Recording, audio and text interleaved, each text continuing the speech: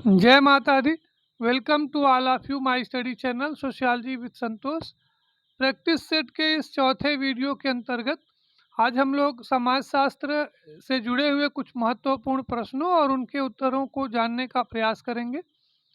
आज का टॉपिक है PGT sociology, UGC net, GIC lecturer, assistant professor, UPSC, LDA, UDA आदि विभिन्न परीक्षाओं की तैयारी कर रहे परीक्षार्थियों के लिए विशेष रूप से उपयोगी होगा। तो आइए हम लोग शुरू करते हैं और देखते हैं कि आज का पहला प्रश्न क्या है। आज का पहला प्रश्न जो आपकी स्क्रीन पर दिख रहा है, इसमें पूछा जा रहा है कि निम्नलिखित में एनॉमी की एक विशेषता मानी जाती है। ऑप्शंस हैं निंदनीय भाषा का प्रयोग, ऑप्शन बी नैतिक शून्यता की स्थिति, ऑप्शन सी है भय की दशा और ऑप्शन डी है सामाजिक सुधार का प्रयास। आपको बताना है कि इनमें से कौन सी दशा एनोमी या आदर्श शून्यता की एक विशेषता कही जाती है या मानी जाती है। तो जैसा कि हम लोग जानते हैं कि नैतिक शून्यता की स्थिति जो है वो एनोमी की एक विशेषता है। दुर्खीम की ये कॉन्सेप्ट है। दुर्खीम कहते हैं कि एनोमी या आदर्श विहीनता की स्थिति है, स्वाभाविकता का अभाव है, वास्तव में यह नियमों का विलंबन है। और एनोमी या आदर्श शून्यता जो है वो एक ऐसी स्थिति है जिसमें हम अक्सर जो है वो समाज में अव्यवस्था की स्थिति देखते हैं।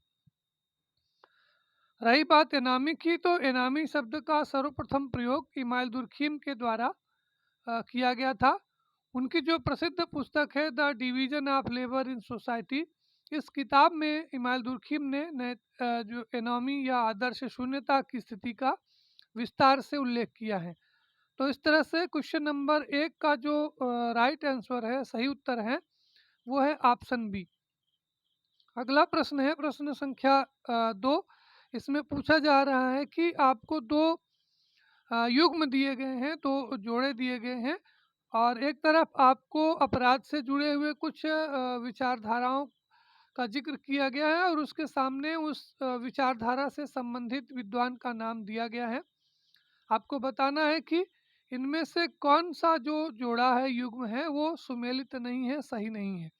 ऑप्शन है अपराध का प्रारूपवादी संप्रदाय लोम्ब्रोसो, अपराध का भौगोलिक संप्रदाय कार्ल मार्क्स, अपराध का शास्त्रीय संप्रदाय बेंथम और अपराध का समाजशास्त्री संप्रदाय ये सदरलैंड का नाम यहाँ पे दिया गया है।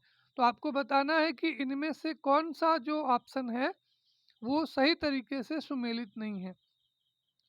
तो जैसा कि हम लोग जानते हैं कि जो ऑप्शन बी है, यानी अपराध का जो भौगोलिक संप्रदाय है, ये कार्ल मार्क्स से संबंधित नहीं है, बल्कि इनसे जो संबंधित विद्वान हैं उनमें क्वेलेट, ग्वेरी, मॉन्टेस्क्यू, लेक्सन, कोहेन और कोपोटकिन आदि जो विद्वान हैं, इनका नाम विशेष रूप से लिया जाता है।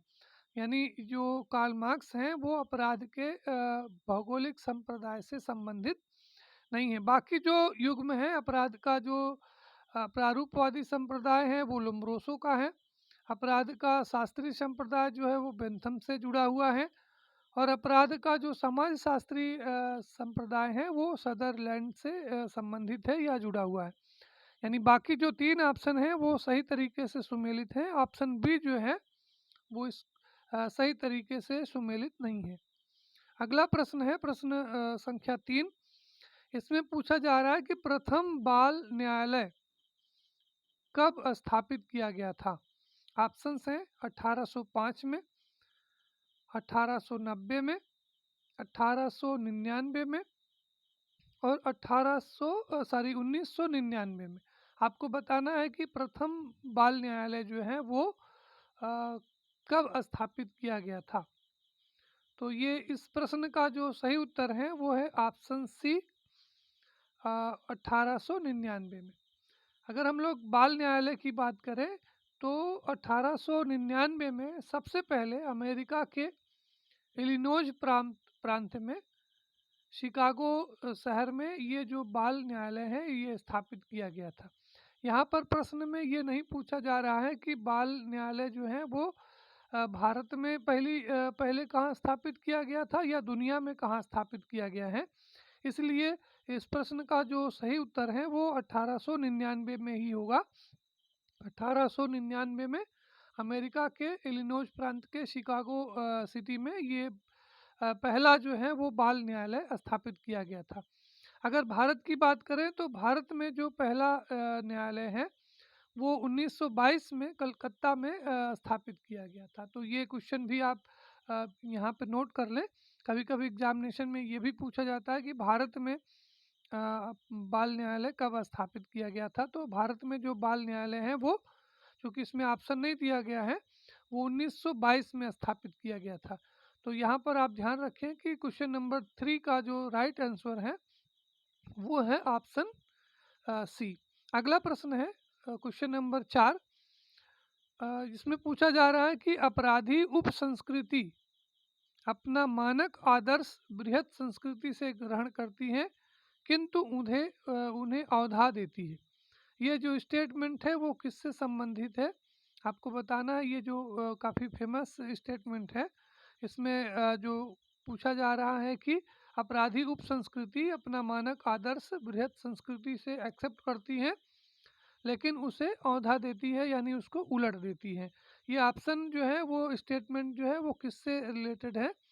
इसके लिए 4 जो विकल्प दिए गए हैं उनमें वाल्टर वालेस, रॉबर्ट के मर्टन, क्लोवार्ड और ओहनिल और पीएस कोहेन का नाम दिया गया है। तो आपको बताना है कि ये जो स्टेटमेंट है वो इनमें से किस विद्वान से संबंधित है। तो ये जो स्टेटमेंट है वो क्लोनार्ड और ओहलिन से संबंधित है। यानी क्वेश्चन नंबर 4 का जो सही उत्तर है, सही विकल्प है, वो है ऑप्शन सी। ये जो क्लोवार्ड और ओहलिन महोदय थे, इन्होंने विभिन्न अवसर का सिद्धांत दिया था। यानी अपराध से संबंधित उन्होंने विभिन्न अवसर का सिद्धांत दिया था और इस सिद्धांत में उन्होंने ये बताने का प्रयास किया था कि जो अपराध की जो है वो विभिन्न प्रकार की उप संस्कृतियाँ होती हैं। और जैसे कि उन्होंने अपराध की 3 उप संस्कृतियाँ बताई थी, आपराधिक उप संस्कृति, संघर्षग्रस्त उप संस्कृति और पलायनवादी उप संस्कृति। तो इस तरह से अपराधी का जो उप संस्कृति का जो सिद्धांत है या अपराध का जो विभिन्न अवसर का सिद्धांत है वो क्लोवार्ड और ओहलिन से रिलेटेड है, संबंधित है। प्रश्न संख्या 5 है। इसमें एक बुक का नाम दिया गया है और इसके राइटर का नाम आपको बताना है। बुक है the theory of social and economic organization. इस पुस्तक के लेखक कौन है? ऑप्शन दिए गए हैं। ऑप्शन ए है Max Weber, option B Parsons, option C है एंजल्स एवं मार्क्स और ऑप्शन डी में रेमंड पापर का नाम दिया गया है। तो ये काफ़ी प्रचलित पुस्तक है और हम समझते हैं कि आप में से बहुत सारे लोग जो हैं वो इस प्रश्न का सही उत्तर कर चुके होंगे। जिनको थोड़ा सा कन्फ्यूजन हो रहा है उनके लिए हम बताना चाहेंगे कि ये 5वें प्रश्न का जो सही उत्तर है, सही विकल्प है, वो है ऑप्शन ए। यानी मैक्स वेबर की ये बुक है the theory of social and economic organization. ये जो पुस्तक है वो मैक्स वेबर के द्वारा जो विभिन्न जो निबंध लिखे गए थे उन निबंधों का एक संग्रह है और ये जो निबंध है वो जर्मन भाषा में लिखे गए थे और इन निबंधों का अंग्रेजी भाषा में जो अनुवाद है वो पार्सन्स ने किया था। तो यहाँ पर आप ये ध्यान रखें कि ये जो एक्चुअली ये बुक नहीं है बल्कि ये निबंधों का संग्रह है जो कि जर्मन भाषा में मैक्स वेबर ने लिखा था और इसको अंग्रेजी में टालकाट पार्सन्स ने इसका अनुवाद किया था। तो यहाँ पर प्रश्न संख्या 5 का सही उत्तर है ऑप्शन ए। अगला सवाल है, इसमें पूछा जा रहा है कि निम्नलिखित में से किन्होंने राजनीतिक अभिजन का अध्ययन किया है। राजनीतिक अभिजन की जो बात है वो इनमें से किस विद्वान के द्वारा की गई है ये आपको बतानी है। ऑप्शन है, ऑप्शन ए है C.W. मिल्स, ऑप्शन बी है सच्चिदानंद, ऑप्शन सी है पॉलिन कोलेंडा और ऑप्शन डी है माइकल महार। तो आपका ये इसमें से बताना है कि ये जो पॉलिटिकल एलिट्स जो हैं वो इसकी जो कॉन्सेप्ट है वो इनमें से किस विद्वान के द्वारा दी गई है। तो ये जो कॉन्सेप्ट है राजनीतिक अभिजन की, ये जो कॉन्सेप्ट है वो C.W. मिल्स से संबंधित है। यानी ऑप्शन ए जो है वो प्रश्न संख्या 6 का सही विकल्प है। हालांकि C.W. मिल्स और सच्चिदानंद दोनों ने जो है वो राजनीतिक अभिजन का अध्ययन किया है, लेकिन सच्चिदानंद से पहले जो है वो C.W. मिल्स ने राजनीतिक अभिजन का अध्ययन किया है। मिल्स का ये कहना है, उनका ये मानना है कि वे लोग जो प्रमुख परिणामों का निर्णय करने वाले होते हैं, यानी जो अपनी इच्छाओं को साकार करने में समर्थ होते हैं, जिनके पास वह सब कुछ है जो रखने योग्य है, वो जो है वो अभिजन कहलाते हैं। और इस तरह से C.W. मिल्स ने राजनीतिक संस्कृति को अभिजन के निर्धारण में एक महत्वपूर्ण आधार उन्होंने माना है, स्वीकार किया है। तो यहाँ पर क्वेश्चन नंबर 6 का जो राइट आंसर है वो है ऑप्शन ए। अगला प्रश्न है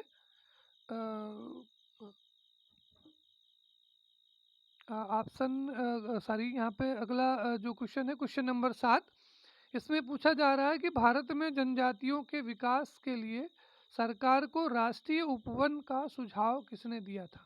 यानी जनजातीय विकास के लिए जो राष्ट्रीय उपवन की जो नीति है ये किसके द्वारा दी गई है। ऑप्शन है N.K. Bose, Verrier Elwin, L.K. विद्यार्थी और D.N. मजूमदार। तो ये जो भारत में जो जनजातियों के अध्ययन के लिए, उनके विकास के लिए जो राष्ट्रीय उपवन का जो सुझाव दिया गया था वो वेरियर एल्विन के द्वारा दिया गया था।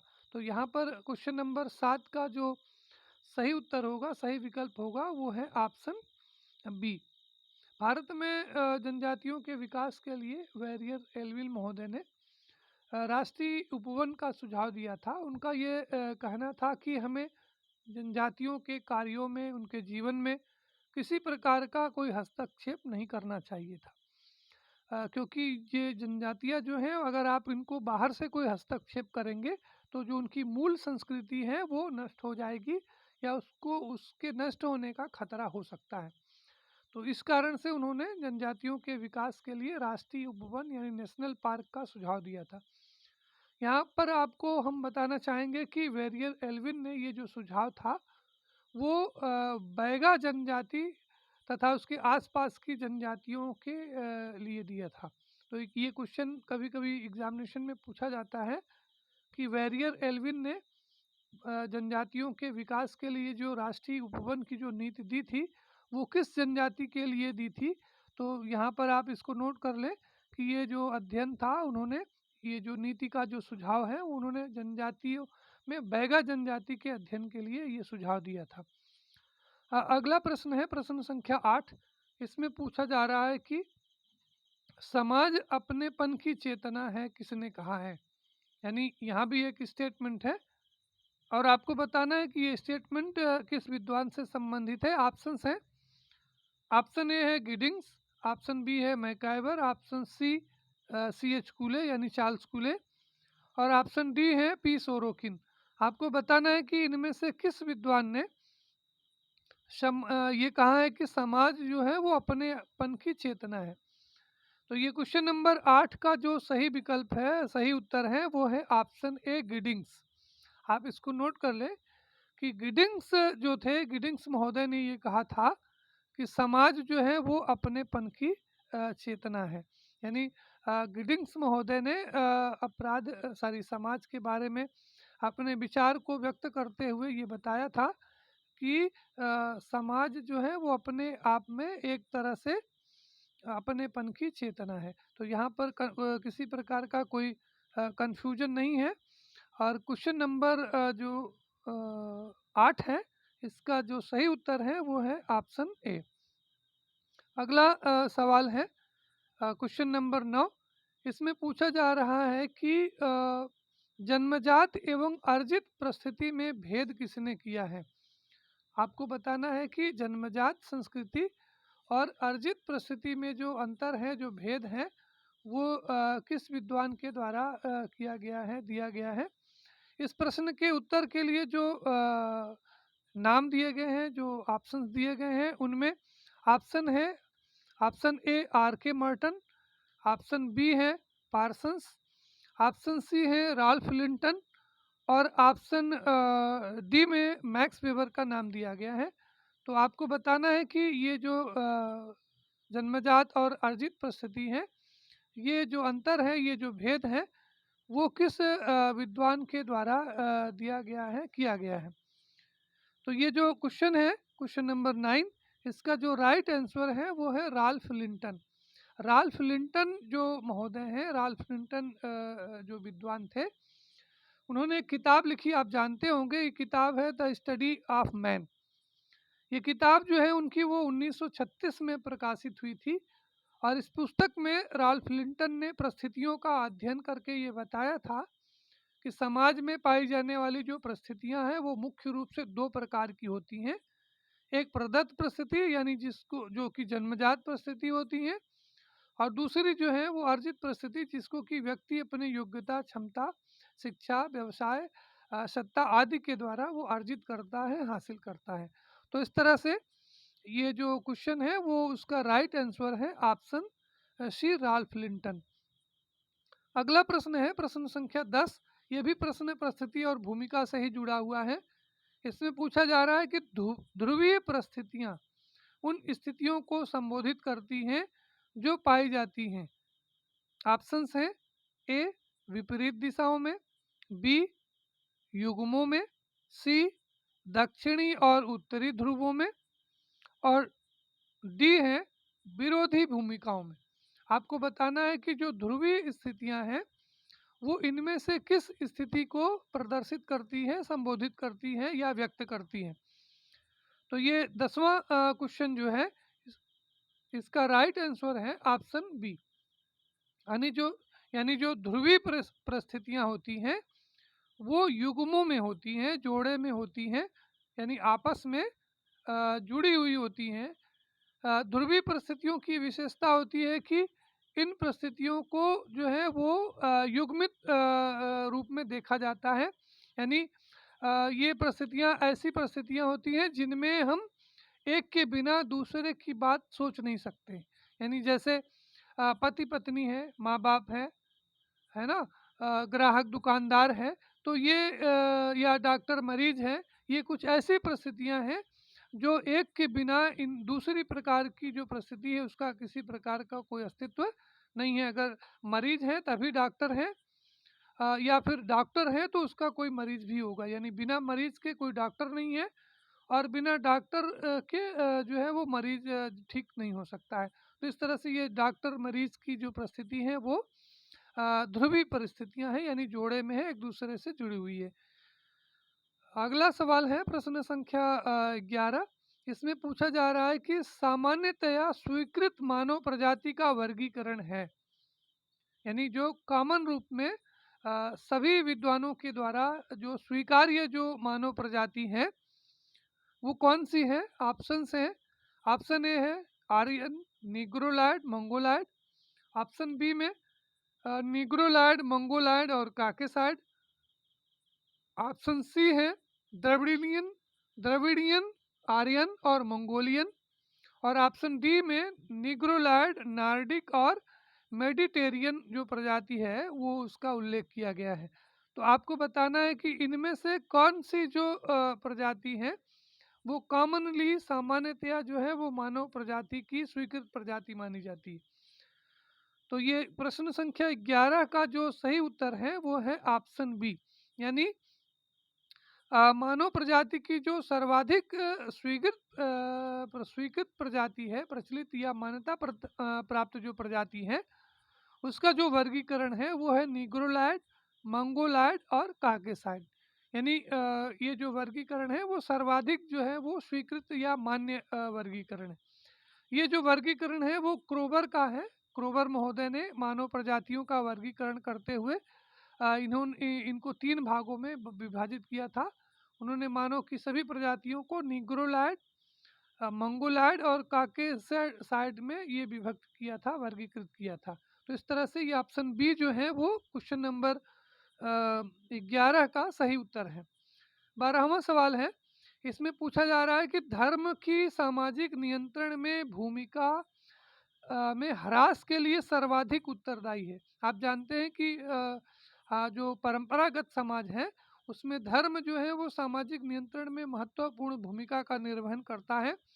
लेकिन आप देख रहे हैं कि जैसे जैसे समाज जो है वो परंपरागत समाज से आधुनिक समाज की ओर विकसित होता जा रहा है, परिवर्तित होता जा रहा है, तो धर्म का जो महत्व है वो धीरे धीरे कम होता जा रहा है। तो आपको बताना है कि धर्म के की ये जो भूमिका में जो ह्रास हो रहा है उसके लिए सर्वाधिक जो रिस्पॉन्सिबल फैक्टर है वो कौन सा है। ऑप्शंस हैं व्यक्तिवाद, सुखवाद, भौतिकतावाद और विज्ञानवाद। तो ये जो धर्म की सामाजिक नियंत्रण की में जो की भूमिका में जो ह्रास हो रहा है इसका सर्वाधिक जो कारण है, सबसे बड़ा जो कारण है वो है विज्ञानवाद का। विज्ञानवाद ने धर्म की सामाजिक नियंत्रण की भूमिका में सबसे कमी की है। आप जानते हैं कि विज्ञान और धर्म जो है वो इन दोनों के बीच में विपरीत का संबंध होता है, और जैसे जैसे वैज्ञानिक चिंतन का विकास हुआ है, तर्कों का विकास हुआ है, यानी मानव का जो चिंतन है वो तार्किक अवस्था में विकसित हुआ है, डेवलप हुआ है, वैसे वैसे जो परंपरागत जो आधार थे समाज के जिसमें कि धर्म महत्वपूर्ण आधार था, उनका जो प्रभाव है, उसका जो महत्व है वो धीरे धीरे कम होता जा रहा है। यानी वर्तमान समय में जो धार्मिक नियंत्रण है उसका स्थान कानूनी नियंत्रण लेता जा रहा है। तो इस तरह से जो विज्ञानवाद है वो धर्म की सामाजिक नियंत्रण की भूमिका में ह्रास के लिए सर्वाधिक रूप से उत्तरदायी है। तो यहाँ पर प्रश्न संख्या 12 का जो सही उत्तर है, सही विकल्प है वो है ऑप्शन डी। अगला सवाल है, 13वां प्रश्न है। इसमें पूछा जा रहा है कि ग्रामीण समाज में गुटबंदी के लिए सर्वाधिक उत्तरदायी कौन है। ऑप्शन है, ऑप्शन ए रोजगार की अनुपलब्धता, ऑप्शन बी है जाति व्यवस्था, ऑप्शन सी है व्यक्तिवाद और ऑप्शन डी है चुनाव। आपको बताना है कि जो ग्रामीण समाज में जो गुटबंदी पाई जाती है उस गुटबंदी का सबसे बड़ा फैक्टर, सबसे बड़ा कारण क्या है। क्या कारण है कि ग्रामीण समाज में गुटबंदी जो है वो प्रचलित है, विद्यमान है, पाई जाती है। जो ऑप्शन दिए गए हैं उनमें जो सर्वाधिक उत्तरदायी कारण है वो है जातिवाद, यानी जातिवाद, या आप इसको दूसरे शब्दों में कहें तो जाति व्यवस्था। एक्चुअली जो गांव है वो जातियों के लिए जाने जाते हैं, और गांव में गुटबंदी के लिए जो है वो जाति व्यवस्था सर्वाधिक उत्तरदायी, क्योंकि एक जाति का व्यक्ति दूसरी जाति के व्यक्ति के प्रति जो है वो आसानी से लामबंद हो जाता है, गुटबंद हो जाता है। अक्सर ये देखा जाता है कि गांव में अपने जाति को या अपनी परंपरागत जो जातीय सम्मान है, स्थिति है, उसका जो व्यवसाय है, उनकी जो परिस्थिति है उसको ऊपर उठाने के लिए अक्सर जो है वो एक जाति के लोग आपस में एकजुट हो जाते हैं, गुटबंद हो जाते हैं। हालांकि चुनाव ने ग्रामीण समाज में गुटबंदी को प्रभावित जरूर किया है, लेकिन चुनाव ने जातीय गुटबंदी को ही अधिक बढ़ावा दिया है। यानी जो राजनीतिक दल हैं वो समाज में जातिगत भेदभाव उत्पन्न करके वो समाज में गुटों का निर्माण करते हैं। तो इस तरह से ऑप्शन जो बी है वो क्वेश्चन नंबर 13 का सही विकल्प है, सही उत्तर है। अगला प्रश्न, प्रश्न संख्या 14। इसमें पूछा जा रहा है कि किसने कहा है कि नगरवाद एक जीवन पद्धति है जबकि नगरीकरण एक प्रक्रिया। ये काफ़ी प्रचलित प्रश्न है और कई बार कंपटीशन में विभिन्न परीक्षाओं में ये प्रश्न पूछा जा चुका है। आपको बताना है कि ये स्टेटमेंट किन से जुड़ा हुआ है। ऑप्शंस हैं पार्क और बर्गेस, मम्फोर्ड, गालपिन और लुइस वर्थ। ये नाम यहाँ पर सुझाए गए हैं।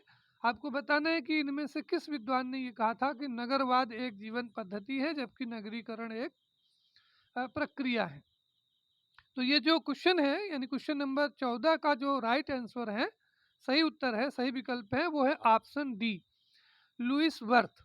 लुईस बर्थ महोदय ने किताब लिखी है। उस किताब का नाम है urbanism as a way of life. इस किताब में लुईस बर्थ महोदय ने नगर को परिभाषित करते हुए लिखा है कि नगर जो है वो सामाजिक विभिन्नता वाले व्यक्तियों का एक बड़ा घना बसा हुआ अस्थायी निवास वाला समूह है। और लुईस वर्थ का मानना है कि नगरवाद जो है वो एक जीवन पद्धति है, बल्कि जबकि जो नगरीकरण है वो एक प्रक्रिया है, एक प्रोसेस है। तो यहाँ पर क्वेश्चन नंबर 14 का जो सही विकल्प है वो है ऑप्शन डी, लुईस वर्थ। 15वां सवाल है, इसमें पूछा जा रहा है कि किस जनजाति की लड़कियों के युवा गृह को यो नाम से संबोधित किया जाता है। आप जानते हैं कि जो युवा गृह हैं ये जनजातियों से जुड़े हुए हैं, तो आपको बताना है कि किस जनजाति के युवा गृह को यो नाम से संबोधित किया जाता है। ऑप्शन है, ऑप्शन ए है मुरिया, ऑप्शन बी है आगामी नागा, ऑप्शन सी है भोटिया और ऑप्शन डी है कोयनक नागा। आपको बताना है कि इनमें से किस जनजाति में लड़कियों की जो शयनशाला है, जो युवागृह है, उसको योग के नाम से संबोधित किया जाता है। तो ये जो क्वेश्चन है इसका सही उत्तर है option B, sorry option D, Konyak Naga. Konyak Naga जो जनजाति है उसमें लड़कियों के जो युवा गृह हैं, जो शयनशाला है, उसको यो नाम से संबोधित किया जाता है या जाना जाता है। आदिवासी समाजों में युवा गृह एक ऐसी समिति होती है, एक ऐसा संगठन होता है जिसका कार्य अपने समाज के युवक युवतियों को, लड़के लड़कियों को समाज की संस्कृति में दीक्षित करना, शिक्षित करना और इसके साथ ही उनके लिए वैवाहिक जीवन साथी का चुनाव करने के लिए पृष्ठभूमि तैयार करना होता है। यानी उनको भावी जीवन के जो पहलू हैं उनके उनसे परिचित कराना होता है। तो इस तरह से ये जो जनजाति समाजों में जो युवा गृह है, जो शयनशाला है, वो यो जो शयनशाला है वो कोयनक नागा से संबंधित है, जुड़ी हुई है। अगला प्रश्न है प्रश्न संख्या 16वां। इसमें पूछा जा रहा है कि किस तरह की जादू को सहानुभूति किसने हर तरह की जादू को सहानुभूतिपूर्ण बताया है। यानी इनमें से कौन से ऐसे विद्वान हैं जिन्होंने जादू को सहानुभूतिपूर्ण बताया है। ऑप्शन है, option A Tylor, option B है फ्रेजर, ऑप्शन सी है मार्गन और ऑप्शन डी में मीड का नाम दिया गया है। तो आपको बताना है कि इनमें से किस विद्वान ने जादू को सहानुभूतिपूर्ण बताया है। तो ये जो क्वेश्चन है, क्वेश्चन नंबर 16, इसका जो सही उत्तर है, सही विकल्प है वो है ऑप्शन बी, यानी फ्रेजर महोदय जो हैं उन्होंने जादू को सहानुभूतिपूर्ण बताया है। आप जानते हैं कि फ्रेजर ने किताब लिखी थी, काफ़ी प्रचलित बुक है उनकी, गोल्डन बाउ। इस पुस्तक में उन्होंने जादू को दो भागों में बांटा था उन्होंने। एक अनुकरणात्मक जादू और दूसरा है संक्रामक जादू या जिसको सांसर्गिक जादू। और जादू के इन दोनों प्रकारों को फ्रेजर ने सहानुभूतिपूर्ण यानी सिंपैथी कहा था। तो इस तरह से क्वेश्चन नंबर 16 का जो सही उत्तर है, सही विकल्प है वो है ऑप्शन बी। अगला सवाल है प्रश्न संख्या 17। इसमें पूछा जा रहा है कि उस सैद्धांतिक ढांचे को क्या कहते हैं जिनमें जन्म दर और मृत्यु दर के निर्धारण में आर्थिक विकास दर को के स्तर को ध्यान में रखा जाता है। आपको बताना है कि आर्थिक विकास के निर्धारण में कौन सा ऐसा सिद्धांत है, कौन सा ऐसा ढांचा है, जो विचारधारा है जो जन्म दर और मृत्यु दर के निर्धारण में आर्थिक स्तर को ध्यान में रखती है या उसको केंद्र में रखती है। ऑप्शंस है जनसंख्या का माल्थस सिद्धांत, ऑप्शन बी है इष्टतम जनसंख्या का सिद्धांत, ऑप्शन सी है जनांकिकी संक्रमण का सिद्धांत और ऑप्शन डी है सामाजिक केसिकत्व का सिद्धांत। तो ये जो क्वेश्चन है क्वेश्चन नंबर 17, इसका जो सही उत्तर है, सही विकल्प है वो है ऑप्शन बी, इष्टतम जनसंख्या का सिद्धांत। इष्टतम जनसंख्या का जो सिद्धांत है, इस सिद्धांत की ये मान्यता है कि जनसंख्या का प्राकृतिक, इसको हम लोग जनसंख्या का प्राकृतिक या जैविक सिद्धांत भी कहते हैं। और इस सिद्धांत के मान्यता है या इसके इस सिद्धांत के अनुसार जनसंख्या के घनत्व में वृद्धि होने पर प्रजनन दर घट जाती है। यानी इसको जनसंख्या का इष्टतम सिद्धांत इसलिए कहते हैं क्योंकि इस सिद्धांत की विचारधारा के अनुसार इष्टतम जनसंख्या वह आदर्श जनसंख्या होती है जिसके परिणाम स्वरूप किसी देश में प्रति व्यक्ति आय में वृद्धि होती है। तो ये जो सिद्धांत है, ये सिद्धांत जनसंख्या के ढांचे के निर्धारण में, जन्म दर और मृत्यु दर के निर्धारण में आर्थिक विकास के स्तर को केंद्र में रखती है या मुख्य बिंदु मानती है। अगला सवाल है क्वेश्चन नंबर 18। इसमें पूछा जा रहा है कि शक्ति का स्थिर योग, कांस्टेंट सम की जो कॉन्सेप्ट है, अवधारणा है, उसका आशय क्या है, उसकी विशेषता क्या है या उसका अर्थ क्या है। शक्ति का स्थिर योग ये काफ़ी फेमस कॉन्सेप्ट है। इस कॉन्सेप्ट के का जो मीनिंग है, उसका अर्थ क्या है, ये आपको बताना है। ऑप्शंस हैं। ऑप्शन ए है एक समूह से दूसरे समूह तक शक्ति निरंतर बदलती रहती है। ऑप्शन बी है लोगों में शक्ति समान रूप से वितरित होती है। ऑप्शन सी है शक्ति निश्चित होती है, यदि कुछ के पास शक्ति है तो दूसरों के पास नहीं है। और ऑप्शन डी है अपनी लोकप्रियता के आधार पर लोगों के पास शक्ति होती है। तो आपको बताना है कि इनमें से कौन सा जो स्टेटमेंट है, कौन सा जो अर्थ है, विशेषता है, वो शक्ति के स्थिर योग की अवधारणा से संबंधित है। तो यहाँ पर प्रश्न संख्या 18 का जो सही विकल्प है, सही उत्तर है, वो है ऑप्शन सी।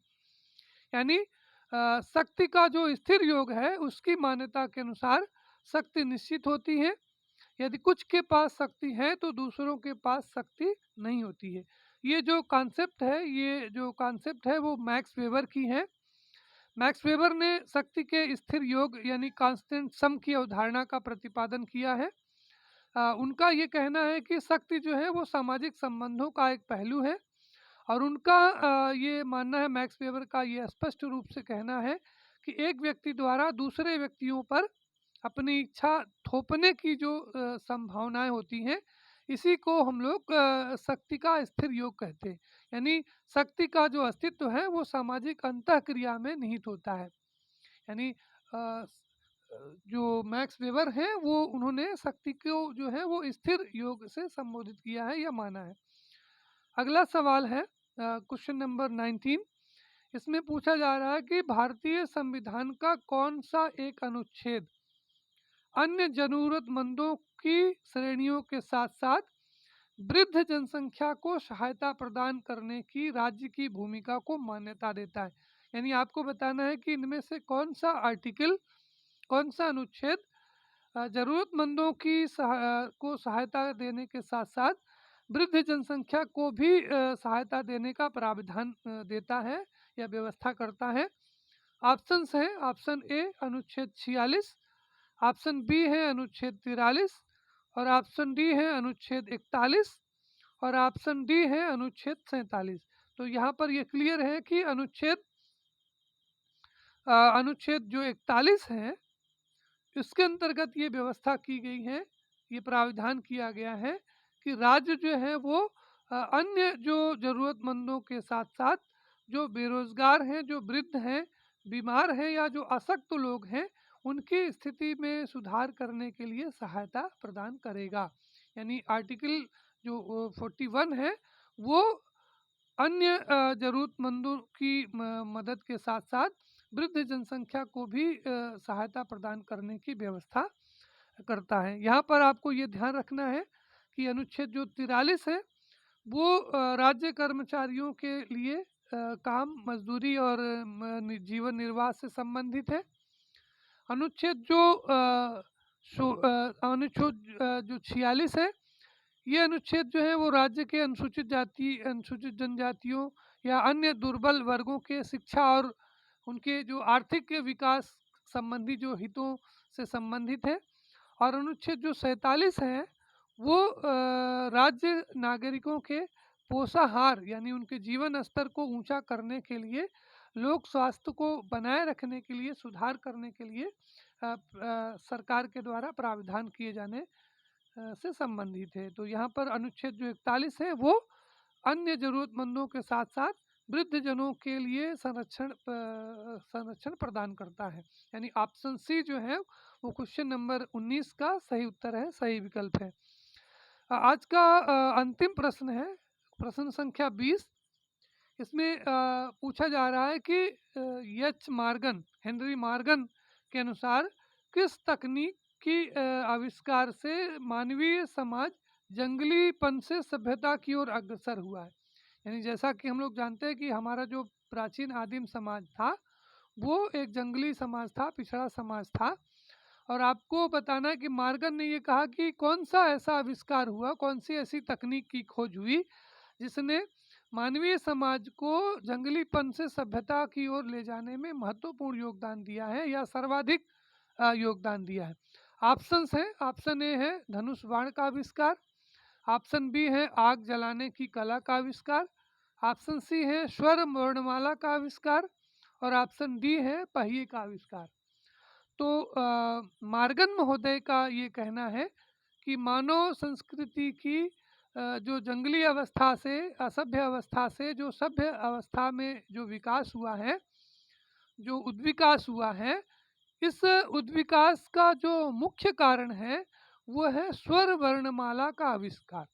यानी जो बोलने लिखने की जो कला है, ये जो जब विकसित हुई, यानी जब अक्षरों और लिखने की कला का श्रीगणेश हुआ, तो इसके कारण से धीरे धीरे जो मानव की जो चिंतन करने की शक्ति है उसका विकास हुआ है और समाज जो धीरे धीरे जो है जंगली अवस्था से, असभ्य अवस्था से विकसित होते हुए क्रमशः धीरे धीरे सभ्य समाज की ओर अग्रसर हुआ है, विकसित हुआ है। यानी मॉर्गन महोदय ने स्वर्ण वर्णमाला के आविष्कार को, खोज को मानव समाज के जंगलीपन से सभ्यता की ओर ले जाने का सबसे महत्वपूर्ण कारक माना है। यानी ऑप्शन सी जो है वो क्वेश्चन नंबर 20 का सही विकल्प है। तो इस तरह से आज का वीडियो बस इतना ही। आज के प्रैक्टिस सेट में मात्र 20 प्रश्नों का समावेश किया गया है। आपकी सुविधा के लिए यहाँ पर हमने 1 से लेकर के 20 तक के जो प्रश्न हैं उनका उत्तर यहाँ पर उल्लेखित किया है, जिससे आप इसका स्क्रीनशॉट लेकर के आप वीडियो को रिवाइज करके आप दोबारा सुन करके अपने ज्ञान को बढ़ा सकते हैं और अपनी तैयारी को और मजबूत कर सकते हैं। आशा है कि आप हमारे वीडियो से आपको ज़रूर कुछ न कुछ लाभ पहुंचा होगा। अगर आपको किसी प्रकार का कोई सुझाव देना है या आपकी कोई व्यक्तिगत राय है वीडियो को लेकर के, तो आप कमेंट बॉक्स में जा कर के आप अपने सुझाव के माध्यम से अपने विचारों को, भावनाओं को हम तक पहुंचा सकते हैं। इस वीडियो को अंत तक सुनने के लिए आप सभी का बहुत बहुत धन्यवाद, आभार। और हम कहना चाहेंगे कि अगर आपने अभी तक हमारे इस चैनल को सब्सक्राइब नहीं किया है तो प्लीज़ इसे सब्सक्राइब करें और अपने मित्रों को शेयर करें और उन्हें भी सब्सक्राइब करने के लिए प्रेरित करें, जिससे दूसरे लोग भी इसका लाभ उठा सकें। तो आज के लिए बस इतना ही। आप सभी को एक बार फिर बहुत बहुत धन्यवाद।